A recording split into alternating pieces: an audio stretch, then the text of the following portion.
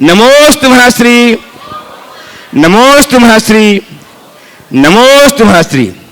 सर्वप्रथम इस कार्यक्रम को गति प्रदान करने के लिए परम पूज्य स्वरूप सागर जी के चरणों में नमन करते हुए निवेदन कर रहा हूं, महाश्री मंचासीन गुरुजनों के माध्यम से शंका समाधान के इस कार्यक्रम को आप गतिशील बनाइएगा। इच्छामी महाराज जी, इच्छामी इच्छामी।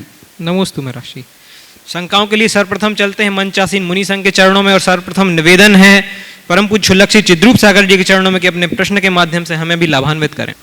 पूज्य मुनिश्री के चरणों में कोटि कोटि नमोस्तु, मुनित्रय के चरणों में नमोस्तु। महाराज जी, कुछ व्यक्ति को कुछ कार्य जीवन में मर्यादा में करने पड़ते हैं तो कुछ लोग उसे मायाचारी का नाम देते हैं और कुछ लोग मायाचारी करते हैं तो वो उसे मर्यादा का नाम देते हैं। तो इन दोनों के अंतर को कैसे समझा जाए और कैसे मायाचारी से बचा जाए? बहुत अच्छा सवाल किया।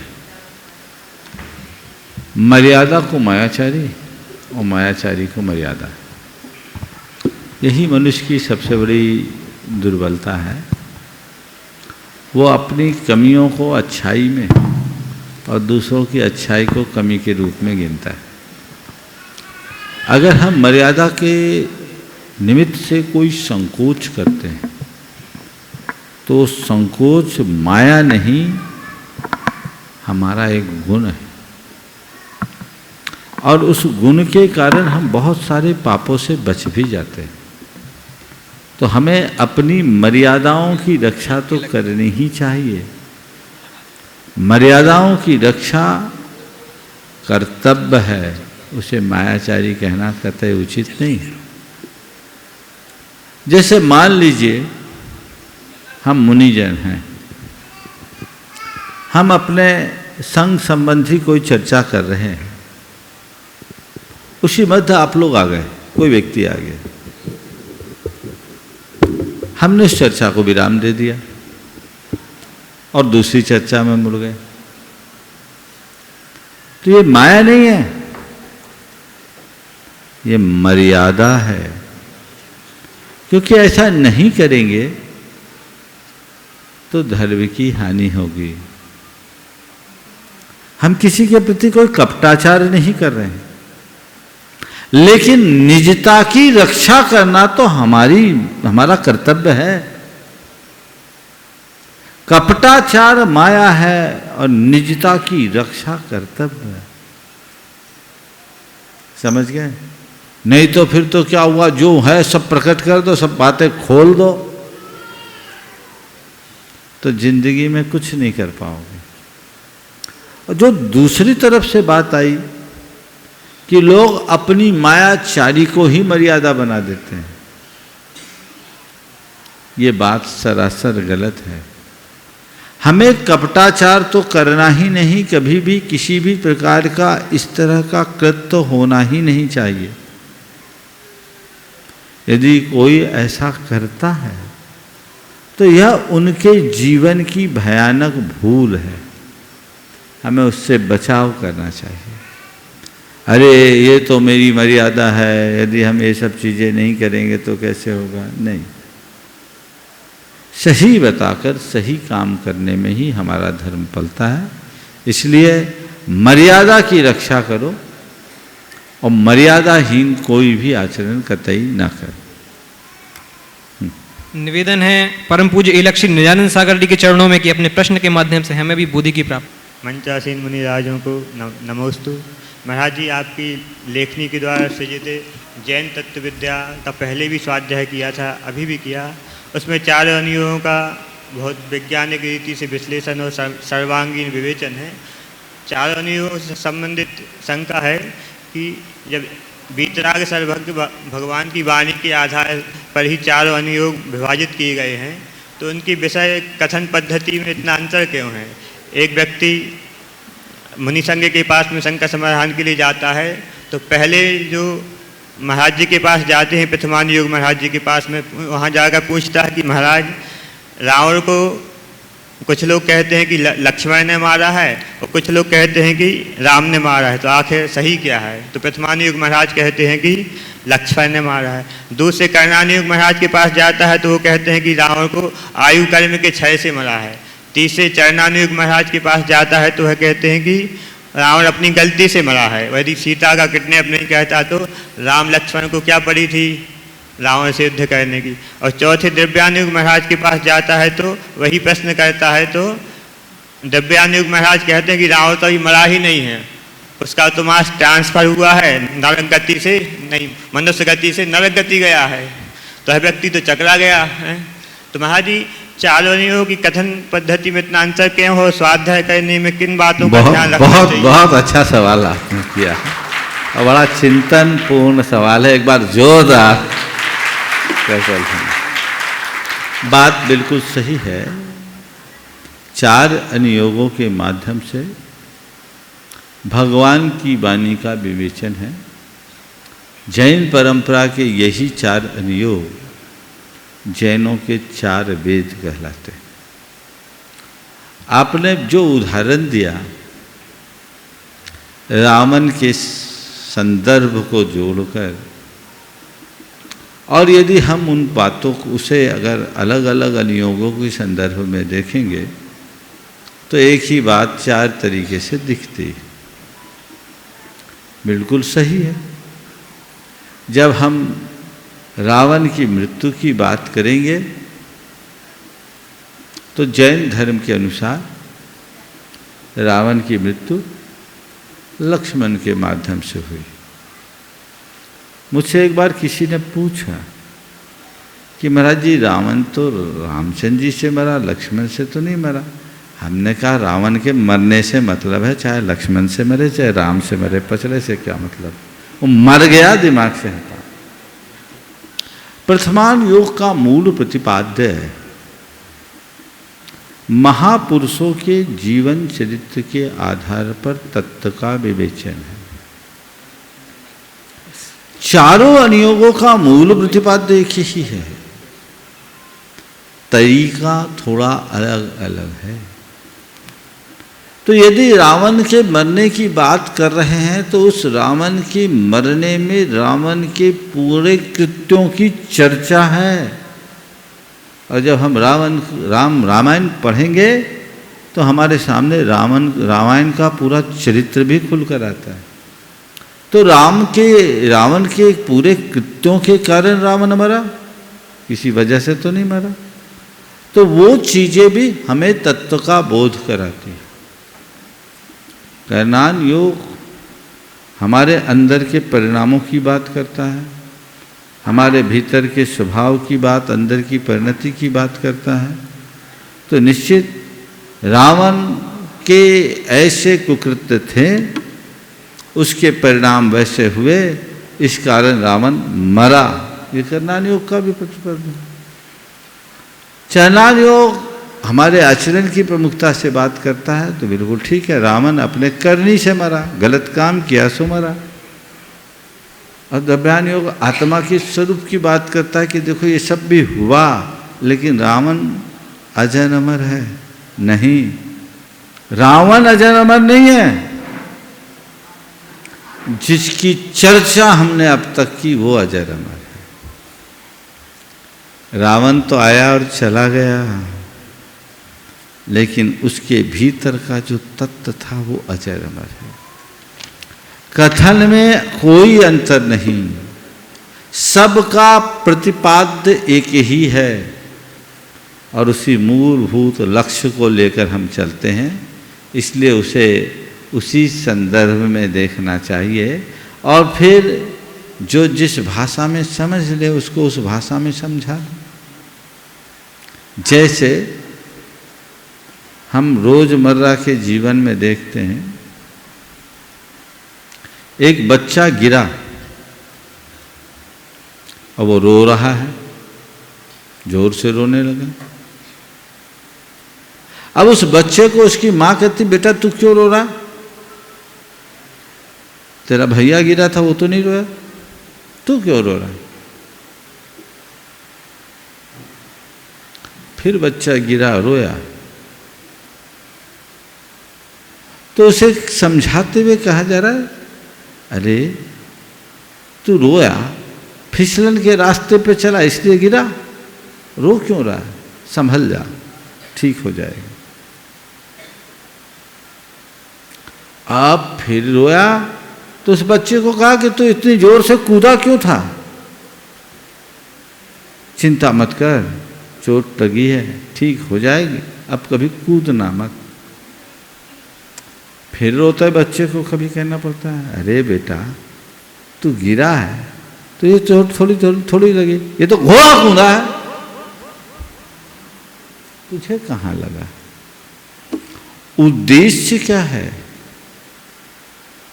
बच्चे को समझाकर शांत करना। इसी प्रकार चाहे प्रथमान योग हो, करणान योग हो, चरणान योग हो, द्रव्यान योग हो, सबका उद्देश्य एक ही है, तत्व का बोध कराना। नमोस्तु पूर्वक निवेदन है परम पूज्य मुनि श्री शीतल सागर जी के चरणों में कि अपना प्रश्न प्रेषित कर हमें भी समाधान अमृत का पान कराएं। नमोस्तु। ओम नमः सिद्धेभ्य। ऋषि, अभी कई समय से देखने में आ रहा है कि एक चतुर्मास की स्थापना के साथ कलश रखा जाता है, तो इसका क्या महत्व होता है? और जैसे पहले साधु जंगल में किया करते होंगे चतुर्मास, तो उनका कलश कौन रखता होगा वहाँ पर? और ये आगम में कहाँ उल्लिखित इस तरह का कुछ संदर्भ आप बताइए। बहुत अच्छा प्रासंगिक सवाल। देखिए बात तो सही है, मुनियों के चातुर्मास से कलश का कोई संबंध नहीं। मुनियों के पास कलश कहाँ जो स्थापना करे, उनके पास तो कमंडल और पिछी है, वो स्थापित होते तो पिछी कमंडल भी स्थापित हो जाते।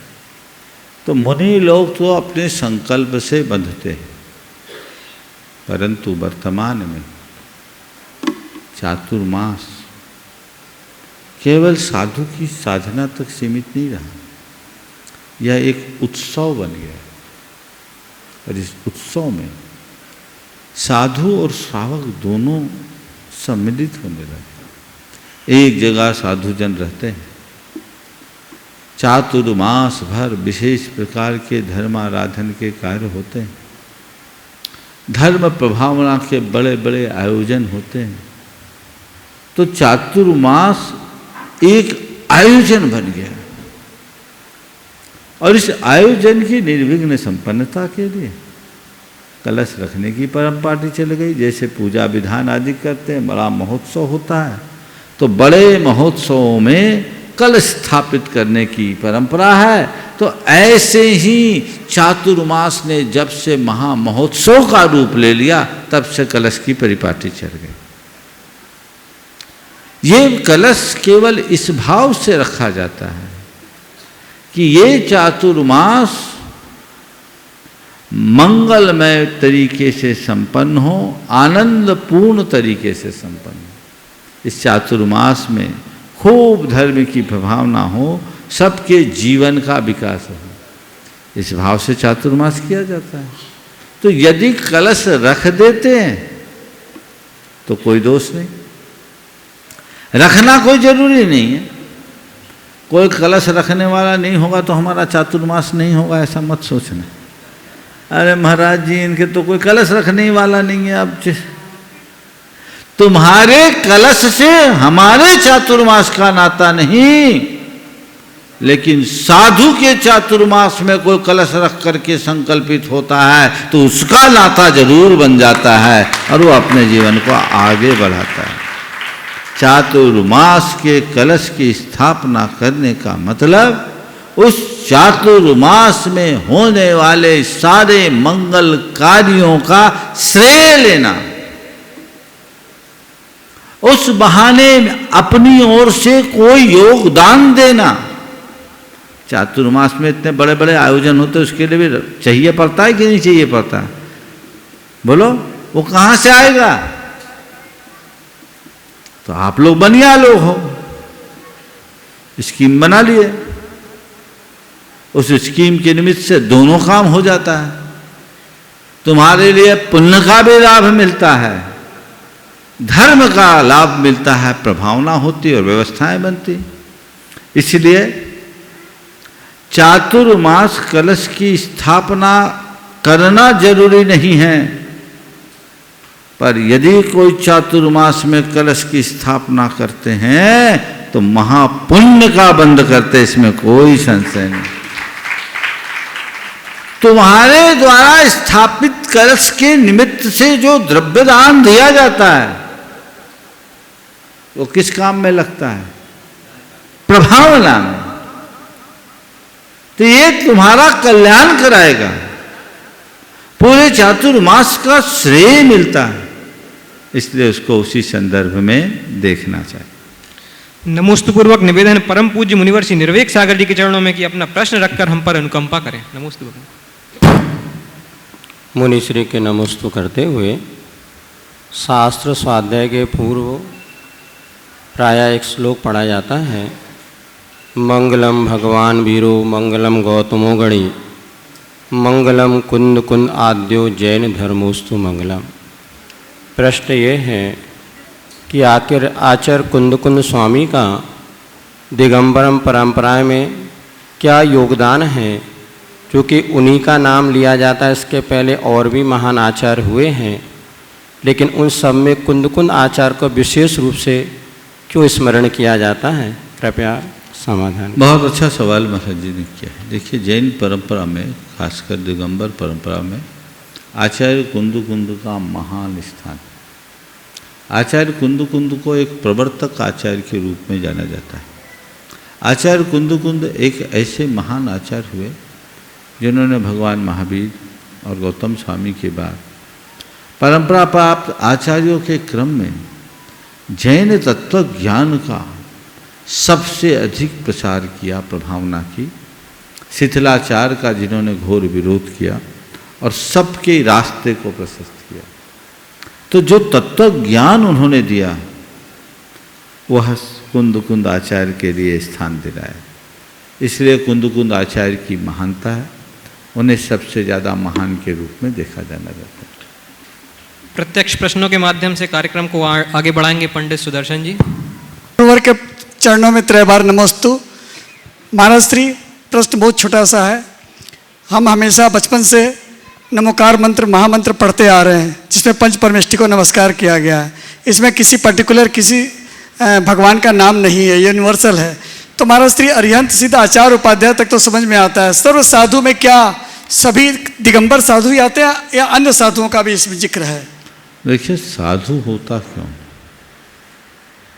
जो साधु है उसकी हम वंदना करते हैं। जैन धर्म में व्यक्ति की पूजा नहीं होती, गुणों की पूजा होती।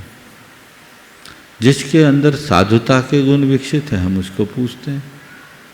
और जैन धर्म में साधु उसे ही माना जाता है जिसमें सम्यक दर्शन, ज्ञान और चारित्र है।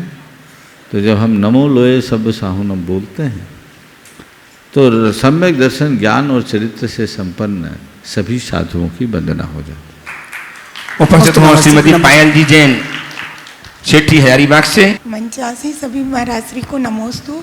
सभी छुल्लक जी, एलक जी को इच्छामी। महाराज श्री, दुनिया में आते समय अपने पास देह होता है, दुनिया में आते समय अपने पास देह होता है, नाम नहीं। पर जाते दुनिया से जाते समय नाम होता है, देह नहीं। तो महाराज श्री, अपने देह और नाम को रूपांतरित करने के लिए क्या करें? अच्छा वाक्य का। जब हम दुनिया में आते हैं देह होती है, नाम नहीं। और दुनिया से जाते हैं नाम बसता है, देह नहीं। आपने पूछा है ऐसा हम क्या करें कि ये दोनों चीज़ें हमारे साथ जुड़ी रहे। देखो, कुछ व्यवस्था प्रकृति की है जो हमारे हाथ में नहीं, और कुछ व्यवस्था हमारे पुरुषार्थ की है जो हमारे हाथ में। हमें शरीर प्रकृति देती है, और प्रकृति देती है तो उसे वापस भी देती है। एक समय सीमा के लिए हमें शरीर मिलता है, समय पूरा होते ही छूट जाता है। उसमें हमारा पुरुषार्थ काम नहीं कर सकता। कोई कितना भी पुरुषार्थ करे और सोचे कि मैं न मरूं, असंभव।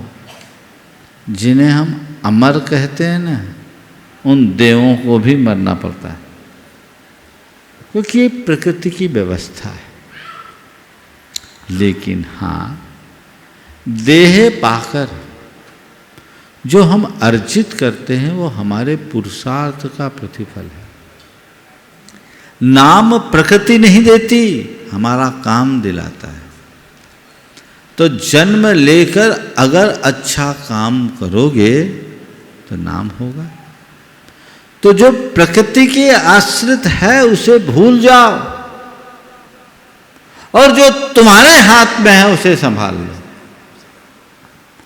तब अपना जीवन धन्य होगा और तभी हम आगे बढ़ सकेंगे।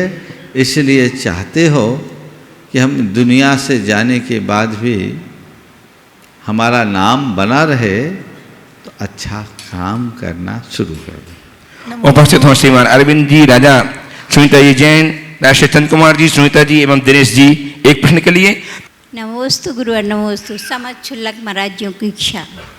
हे गुरुवर नमोस्तु नमोस्तु। महाराज जी, मेरी शंका है, कभी किसी के साथ छल कपट करके उसकी आत्मा को मत दुखाना, क्योंकि कर्म की थप्पड़ इतनी भारी होती है तो भयंकर ही होना है। अब तुम्हारे जन्म में पुण्य खत्म होना है, तुम्हें पता नहीं लगेगा जमा हुआ पुण्य कब खत्म हो जाएगा। एक राजा भी भीख मांगने पड़ती है। मैं तो कहते हैं ना, कर्म की गठरी बांधे जग में फिरे इंसान, जैसा करे वैसा भी भरे, यही विधि का विधान। महाराज जी, मेरा ये कहना है कि कर्मों को कैसे उत्कर्ष कर सकूं। जो पंक्तियाँ बोली है उनके मर्म को आत्मसात कर लो और अपनी प्रवृत्ति में सावधान हो जाओ, तो हम अपने कर्म को अपने आप नियंत्रित कर सकें। नमोस्तु गुरु, नमोस्तु। आइए कार्याध्यक्ष श्रीमान एनसी जैन साहब। सभी मुनियों के चरणों में मेरा, मेरे परिवार और समस्त दिल्ली जैन समाज का 3 बार नमोस्तु। क्षुल्लक जी महाराज को इच्छा में। महाराज जी, आज मेरा प्रश्न मेरे बच्चे अमित का है जो बम्बई में रहता है, और मैं भी चकित हूँ कि उसने ऐसा प्रश्न क्यों पूछा है। गृहस्थ जीवन में किससे और कितना मोह रखना चाहिए ताकि जब छोड़ना पड़े तो दुख और वेदना ना हो। देखिए, मोह तो किसी से नहीं रखना चाहिए। जो मोह रखेगा उसको वेदना तो हो। प्रेम सबसे रखो। मोह किसी से नहीं, खुद से भी मत रखो। मोह रुलाता है, इसलिए किसी से मोह मत रखो। फैले प्रेम परस्पर जग में, मोह दूर पर रहा कर। इसलिए हम लोग तो रोज ये उपदेश देते, भैया मोह मत करो, अब प्रेम करो। तो महाराज, प्रेम और मोह में क्या अंतर है? सबके साथ हिल मिल करके रहना, एक दूसरे की सुध लेना, एक दूसरे का ख्याल रखना, एक दूसरे का साथ निभाना प्रेम है। पर एक दूसरे के पीछे पागल होना मोह। साथ रहो, साथ निभाओ, पागल मत बनो। ये मान कर रहो, साथ रहते हुए भी ऐसे रहो कि ये नदी नाव संयोग है। हम साथ भले हैं पर हैं अलग, ये समझ होनी चाहिए।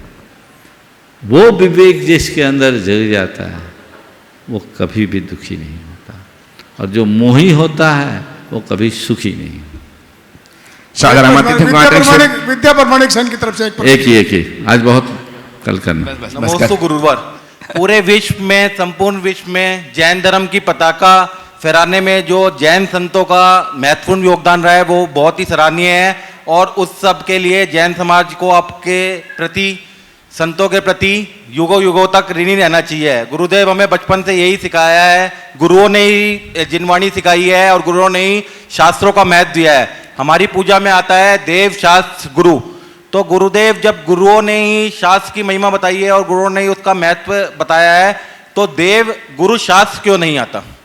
कहो देव गुरु शास्त्र कहो, बात अलग है, पर जब गुरु लोग ही बात करते हैं तो अपनी बात बाद में करते, शास्त्र की बात पहले कर लेते हैं, क्योंकि शास्त्र नहीं होते तो गुरु कहाँ से आते हैं, इसलिए कोई बाधा नहीं।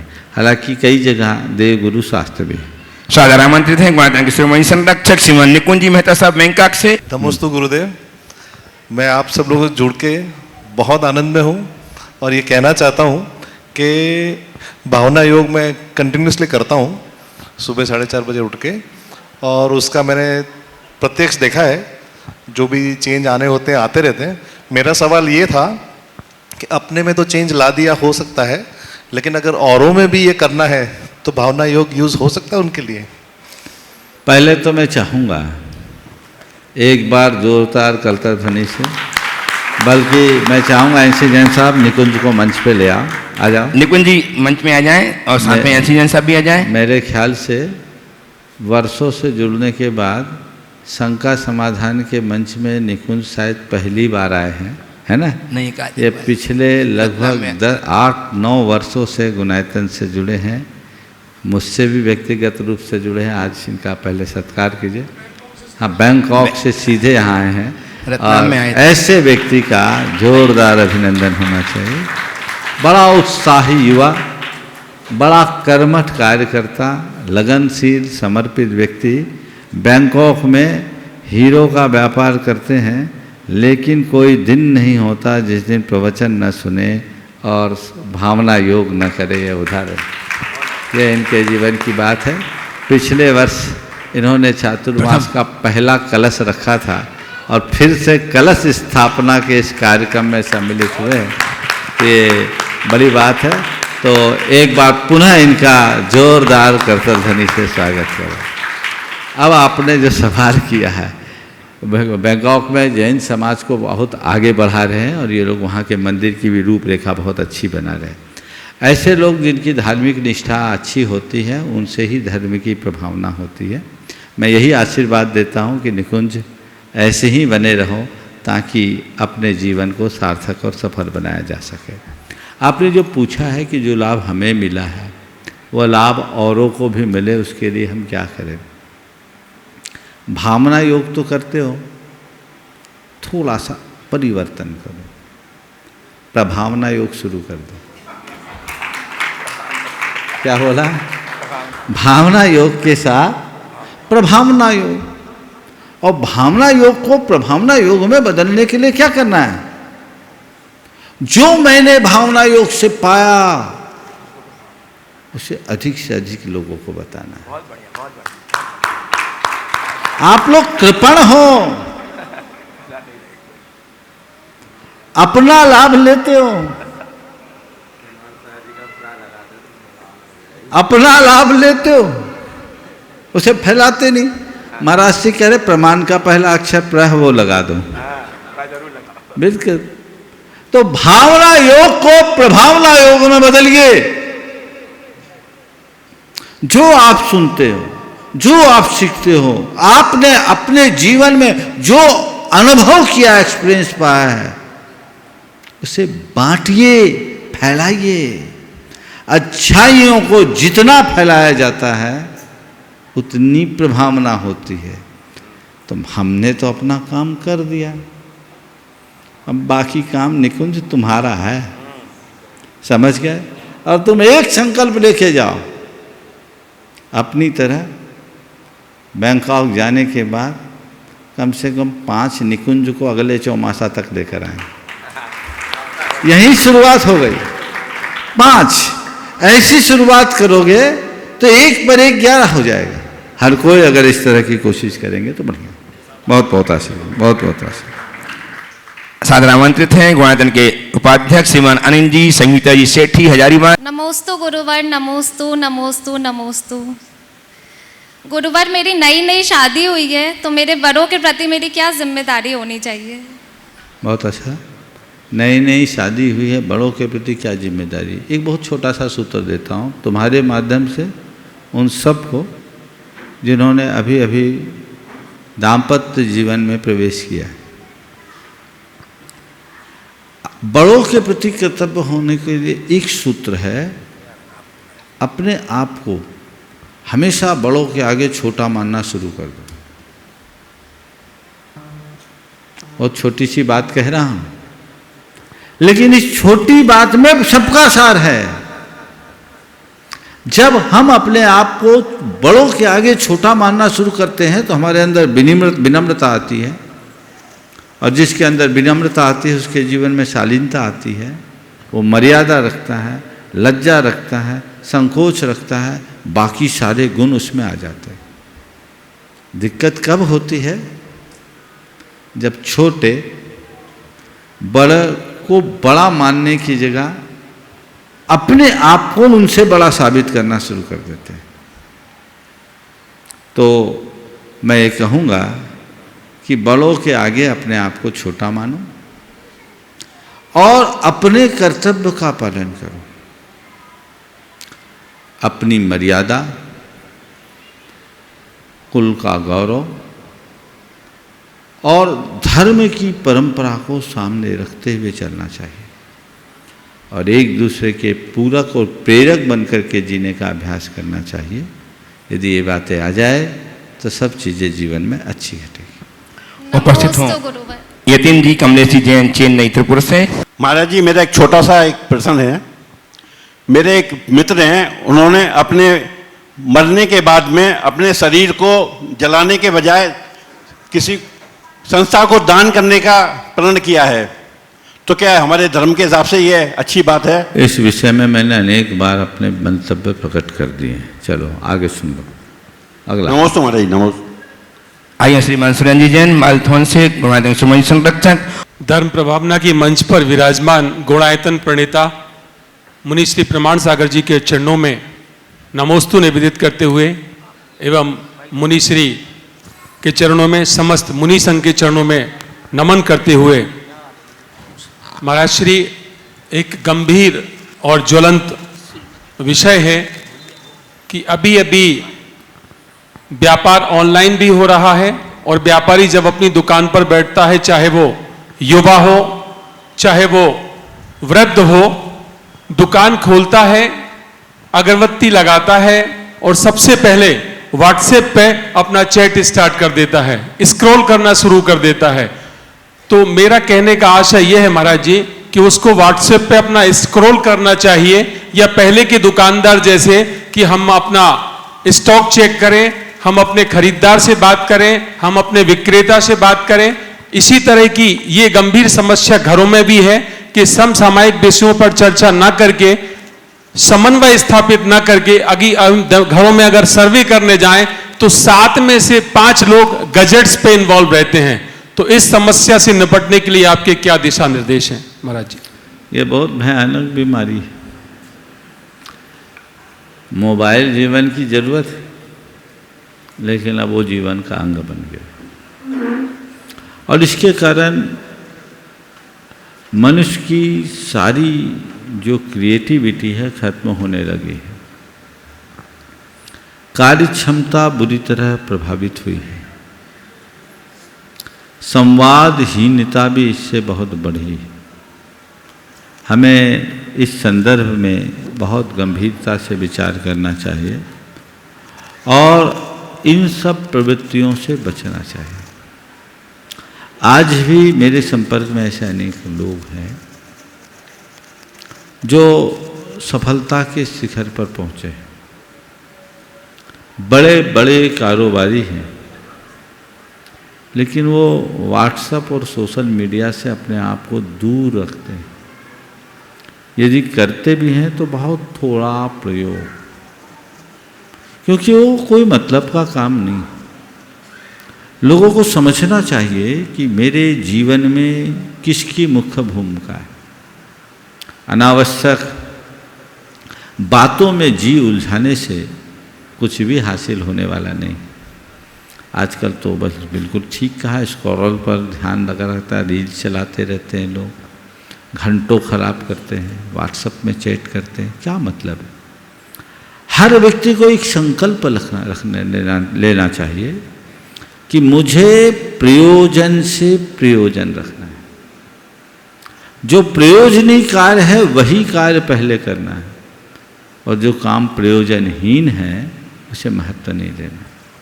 यदि इतनी बातों को लोग ध्यान में रखेंगे तभी आगे बढ़ पाएंगे। और हम लोगों को नहीं व्हाट्सएप मत चलाओ, फ़ोन से दूर रहो, ऐसा बोल करके नहीं सुधार सकते। उनको बोलें कि एक काम करो, तुम एक दिन के लिए छोड़कर देखो और देखो और दिनों की तुलना में तुम्हारा काम किस ढंग से होता है, तुम्हारी कार्य क्षमता बढ़ती है घटती है, समीक्षा करो। 2-4 दिन अगर बच्चा ऐसा करेगा, व्यक्ति ऐसा करेगा, तो उसे लगेगा नहीं ये काम ज़्यादा अच्छा है, तो बदल जाएगा। हम उनको तरीके से समझाएंगे तो उनमें परिवर्तन आएगा। केवल निषेध करने से नहीं, एक प्रकार का एडिक्शन हो गया। चाहे घर परिवार की बात हो या दुनिया की अन्यत्र की बात, सब जगह ऐसी कहानी। इसलिए इससे हमें बहुत सावधानी रखते हुए बचना चाहिए। पुनः मुनि श्री प्रमाण सागर जी, मुनि श्री निर्वेक सागर जी। आइए श्रीमान महेश जी उषा जी बेलहरा, गुणारंग श्रवण संरक्षक, सप्तम प्रत्नाधारी सागर से। आध्यात्म के राजहंस जन जन के हृदय में विराजमान मुनि श्री प्रमाण सागर जी महाराज के चरणों में कोटि कोटि नमोस्तु करता हूँ। मुनि श्री निर्वेक सागर जी, मुनि श्री शीतल सागर जी के चरणों में कोटि कोटि नमोस्तु करता हूँ। एलक श्री छुल्लक जी के चरणों में कोटि कोटि इच्छामी करता हूँ। हे भगवान, क्रोध मान माया लोभ जब तीव्र गति से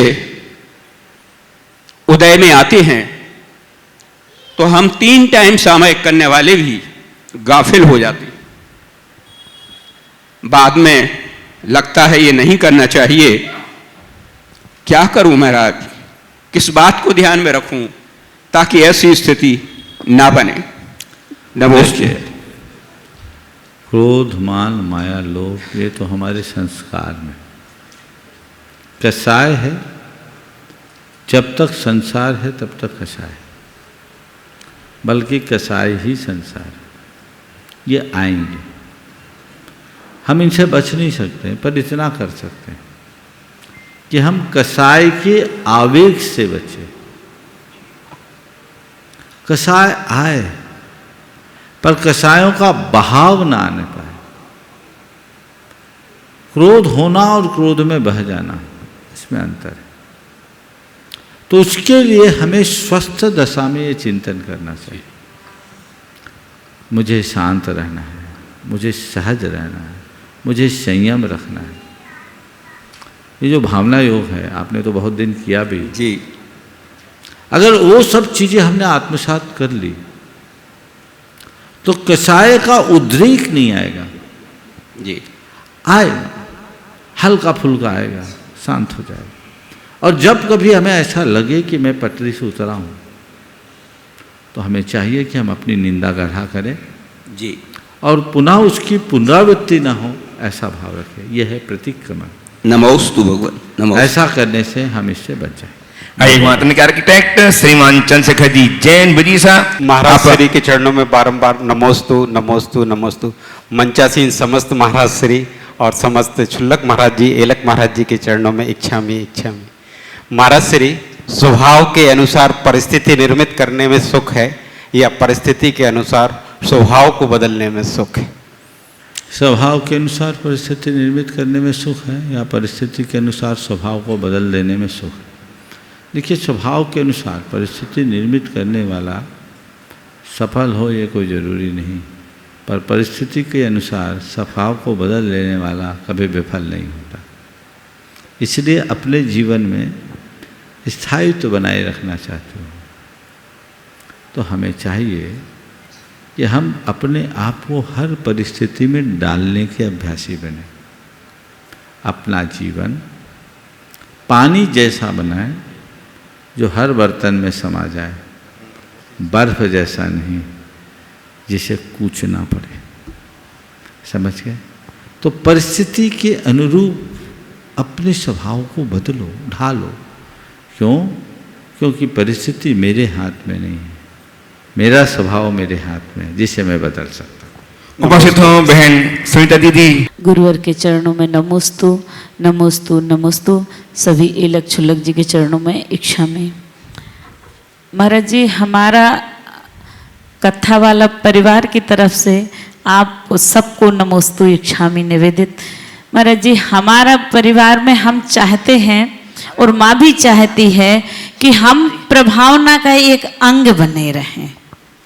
द्रव्य दान के साथ में हम एक प्रभावना का अंग बन के हम कैसे प्रभावना करते रहें और हमारे ऊपर जो चलता रहता है इस संसार का जो उतार चढ़ाव, उसमें कोई ऐसा हम अपना मजबूत मन और मजबूत सारा तन मन धन सब मजबूत रखें, तो उसके लिए हमें क्या करना चाहिए? और चातुर्मास नहीं, पूरे सालों साल जब तक हम लोगों का जीवन रहे तब तक हम लोग प्रभाव न भी करें और अपना जीवन भी धर्म साधना के साथ बिताएं। बहुत उत्तम भावना है, और जब भावना में उत्तमता आती है तभी प्रभावना होती है। तो ऐसी भावना तो होनी चाहिए। एक बार जोरदार करतल ध्वनि से ऐसी भावना का निवेदन कीजिए। हमेशा ऐसी भावना होनी चाहिए। निश्चित ये परिवार धर्म प्रभावना के कार्यों में हमेशा तत्पर रहता है। आगे भी ऐसी तत्परता बनी रहे, ऐसे भाव आपने बना के रखे हैं। व्यक्ति को दो बातें समझनी चाहिए। पहली बात कि हमारे पास जो धन संपत्ति और संसाधन है वो टिकाऊ नहीं है, मेरे नहीं है। आज हैं, कल रहे न रहे कोई भरोसा नहीं। इनका मैं जितना सद्व्यय कर लूँ उसमें ही मेरी भलाई है। जितना बन सके मैं इनका सद्व्यय करूँ, ये प्रयास और पुरुषार्थ हमारा होना चाहिए। और जिसके अंदर ऐसी समझ होती है कि ये मेरे नहीं हैं, ये पर हैं, वो सद्व्यय का करते हुए अपने जीवन को आगे बढ़ाते हैं। तो पहली बात सद्व्यय की भावना भाव। और मैं ये जानता हूँ कि जो अपने धन का सदुपयोग करते हैं उनका पुण्य निरंतर बढ़ता है, और जिनका पुण्य बढ़ता रहता है उनके लिए हमेशा अनुकूल संयोग बने रहते हैं। कदाचित छोटी मोटी कोई विघ्न बाधा आ भी जाए तो वो बाधा भी उनके प्रताप से दूर हो जाती। इसलिए घबराना कभी नहीं चाहिए, और इसी लक्ष्य को सामने रखते हुए आगे चलना चाहिए। उतार चढ़ाव तो आते ही रहते हैं, लेकिन जिसके अंदर तत्व ज्ञान है वो सब प्रकार के उतार चढ़ाव में भी ठहराव बना कर। उपस्थित हों श्रीमती मीना जी, रजनीश जी, देवरी से। नमोस्तु महाराज जी, नमोस्तु नमोस्तु। इच्छा महाराज जी, इच्छा। महाराज जी, मेरी भावना में एक लाइन आई थी, वस्तु स्वरूप विचार खुशी से सब दुख संकट सहा करें। इसमें वस्तु स्वरूप का आशय क्या है? वस्तु स्वरूप यानी जो वस्तु का स्वभाव है, तत्व ज्ञान का आश्रय ले, जीवन की वास्तविकता को पहचाने और सब दुखों को। जी श्रीमती सविता जी के साथ। महाराज श्री के चरणों में बारंबार नमोस्तु नमोस्तु नमोस्तु। महाराज श्री, मैं गुनायतन के बारे में कुछ सवाल हैं मेरे, जो मेरी बड़ी दिन से पूछने की इच्छा है। आपने जब इसकी कल्पना की, सोचा और उसको आज साक्षात देखने को मिल रहा है, धीरे धीरे वो अपना रूप लेता जा रहा है, इसके बारे में थोड़ा सा बताइए कि इसका हमें समाज को, आने वाली जनरेशन को क्या फ़ायदा होगा, और किस दृष्टि से हम इसको देखें, जो हम उसमें कुछ ग्रहण करें उसमें। पहले तो मैं चाहूँगा एक बार जोरदार करतल ध्वनि से विपिन जी का सम्मान करें। ये बहुत कर्मठ, जुझारू और लगनशील व्यक्तित्व के धनी हैं। वर्तमान में जो साधना बसति का अपना आकार ले रही है और अन्य भी जो दूसरे निर्माण हो रहे हैं, इसमें इनकी बड़ी भूमिका। हर 15 रोज में दिल्ली से यहाँ आकर के अपना काम कर रहे हैं, तन मन धन से समर्पित होकर कर रहे हैं। इसलिए एक बार पुनः इनका जोरदार अभिनंदन। आपने जो सवाल किया है उस विषय में मैंने अनेक बार प्रकाश डाला है। आज मैं उसकी पुनरावृत्ति करना नहीं चाहता, पर मैं इतना ही कहना चाहूँगा कि गुणायतन जीवन के गुणात्मक परिवर्तन का आधार है। बहुत जल्दी आकार वो ले रहा है, अब तो बहुत कम समय बचा है, जल्दी ही वो समय आएगा और आप सबकी भावनाएं साकार होगी। अब तो केवल ये तय करना है कि मुझे क्या करना है। बहुतों ने अपना योगदान दिया है, जो रह गए उन्हें अब सोचना चाहिए। अपने जीवन में मैं जो उत्कृष्ट कर सकूं कर लूं, क्योंकि इसमें ही मेरा सुकृत है। आइए डॉक्टर के गंगवाल साहब पुणे से। गुरुदेव त्रिवार नमोस्तु। आज गुरुदेव डॉक्टर्स डे है और मेरे स्पिरिचुअल डॉक्टर होने के नाते मैं आपके चरणों में त्रिवार वंदन करता हूँ, त्रिवार वंदन करता हूँ। डॉक्टर डे के रूप में आज मैं डॉक्टर गुरुदेव आपको ये पूछना चाहता हूँ कि जैन डॉक्टर की संख्या करीबन आज भारत में 50,000 से ज़्यादा है। वो शाकाहार के प्रचार, जैन जीवन शैली के प्रचार के लिए क्या कर सकते हैं, यह मैं आपसे विनती करके पूछ रहा हूँ। बहुत अच्छी बात कही डॉक्टर साहब ने। मैं तो ये कहूँगा जो काम डॉक्टर के.एम. अग्रवाल ने किया, यदि वही काम सारे जैन डॉक्टर करने लगे तो बहुत बड़ा काम। एक बार जोरदार अभिनंदन कीजिए डॉक्टर गंगवार साहब। यहाँ लाइए डॉक्टर साहब, आइए ऊपर आइए। इन्होंने अपना पूरा जीवन शाकाहार के लिए समर्पित किया, बहुत समय दिया, देश विदेश में जाकर लोगों को शाकाहार के लिए जागरूक किए और अनेक लोगों को शाकाहार से जोड़ा है, अनेक पुस्तकें भी लिखी। और आज इन्होंने एक अच्छी पुस्तक जो बच्चों के लिए सुखी जीवन का आधार शाकाहार के नाम से अपने हाथ से लिखकर प्रकाशित की है, जिसमें चित्रों के माध्यम से बहुत थोड़े शब्दों में पूरा शाकाहार का स्वरूप है। ये पुस्तक सभी को लेनी चाहिए, न केवल इसलिए कि हम शाकाहारी, हमें लेकर के क्या होगा। ये पुस्तक लें, अपने बच्चों को और अपने बच्चों के माध्यम से उनको जो किसी तरह से शाकाहार के प्रति अपनी रुचि रखते हैं दें, ताकि वे शाकाहार के प्रति आकर्षित हो सके और अपने जीवन को आगे बढ़ा सके। बहुत बहुत आशीर्वाद।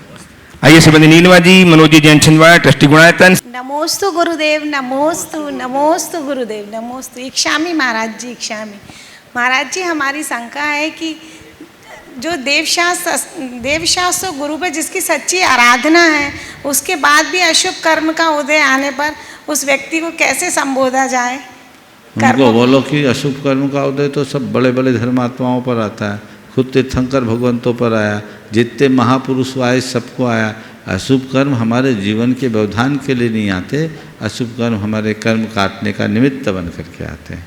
तो जब भी ऐसी बातें आए तब तक ज्ञान का आश्रय लें, धैर्य और संयम के साथ अपने जीवन को आगे बढ़ाएं और एक बात मन में जगाएं, रात के बाद तो भोर होगा, आज नहीं तो कल होगा। ऐसा श्रीमान राजन जी पार्टी रामगढ़ से उपस्थित हों। नमोस्तु नमोस्तु नमोस्तु गुरुदेव। महाराज श्री, आध्यात्मिकता क्या है? धर्म और आध्यात्मिक में क्या फर्क है? देखिए, धर्म हमारे आचरण से जुड़ा हुआ है और अध्यात्म हमारी सोच से जुड़ा हुआ है। सबके बीच में रहते हुए स्वयं में रहने की कला का नाम अध्यात्म है।